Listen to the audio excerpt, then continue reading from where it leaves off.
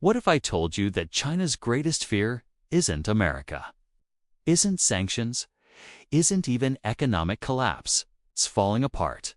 For more than 3,000 years, China has been haunted by one repeating nightmare: fragmentation. Every time the country splits into pieces, the same pattern follows.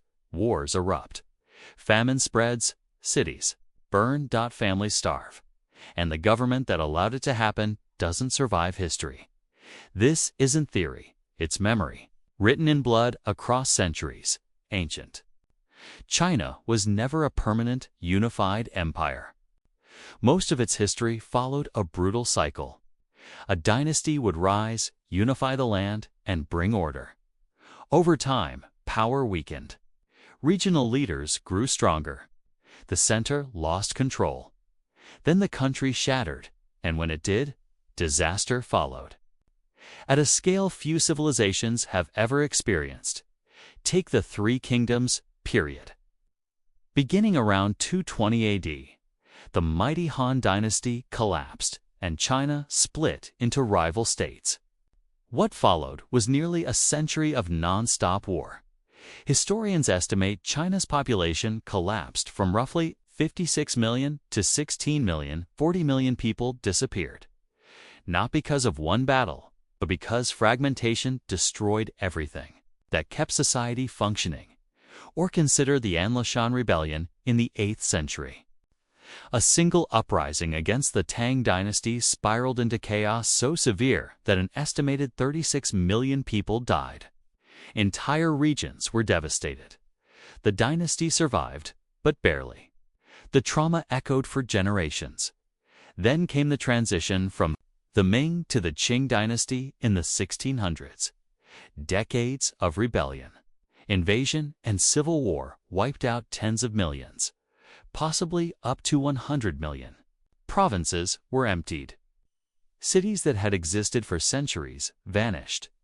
This is what fragmentation means in Chinese history: not inconvenience, not political disagreement, but mass death and civilizational collapse. Fast forward to the 19th century, and China's nightmare returned in a new form. This time, it wasn't internal warlords tearing the country apart. It was foreign powers. The Opium Wars exposed how weak the Qing dynasty had become. Britain forced China to open its markets and took Hong Kong.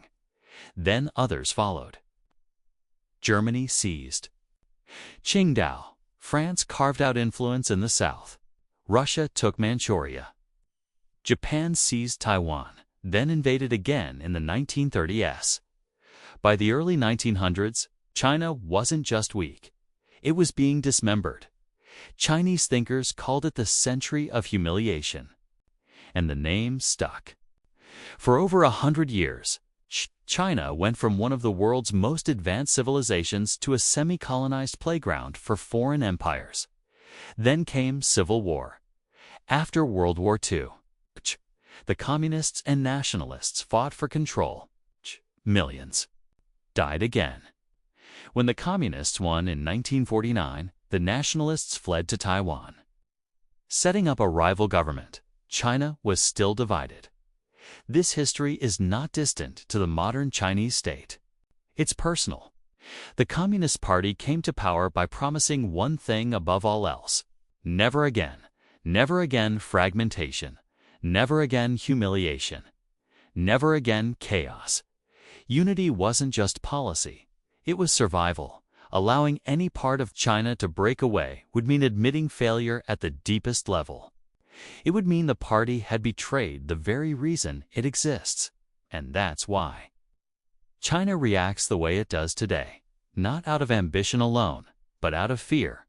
Learned the hard way, because in China's historical memory, unity brings peace. Fragmentation brings death. And that fear drives everything. This is where history becomes a global crisis, because China's obsession with unity doesn't stop at memory. It shapes policy, force, and risk. Today, nowhere is this clearer than Taiwan. Taiwan is a democratic island of 23 million people. It has its own government, its own military, its own passport. For all practical purposes, it functions as an independent country, but Beijing refuses to accept that reality.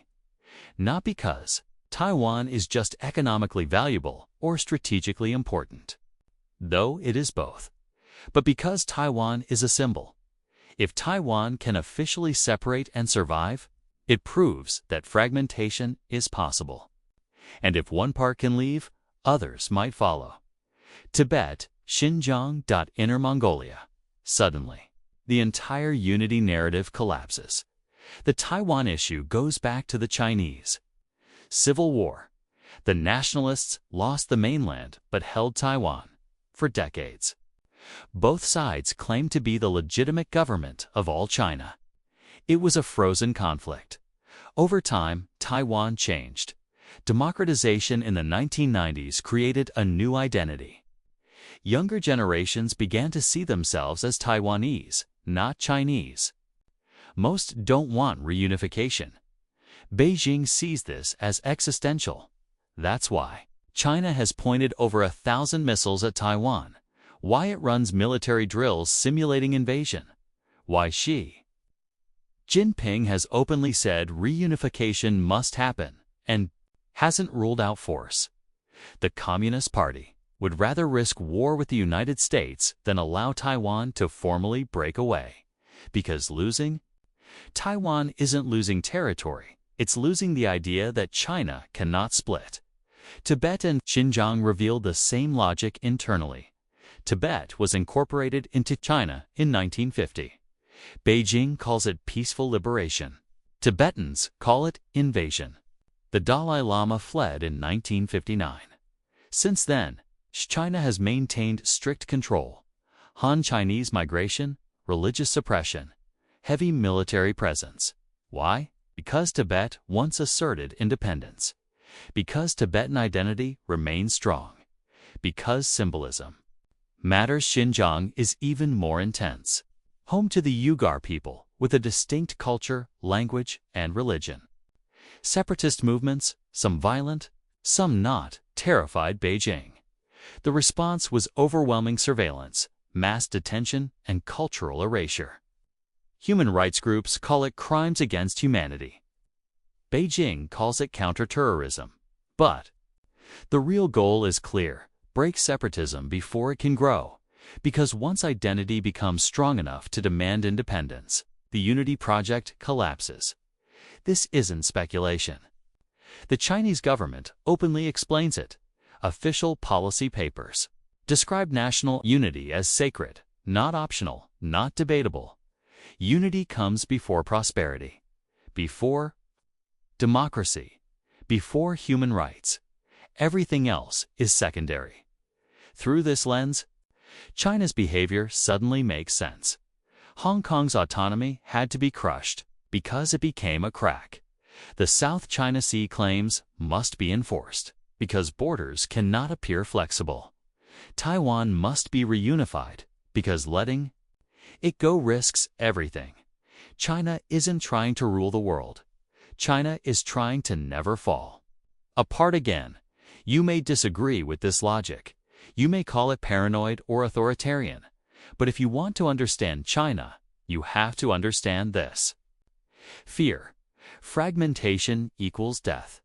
That belief shapes every major decision. And China will do whatever it takes to make sure history never repeats itself.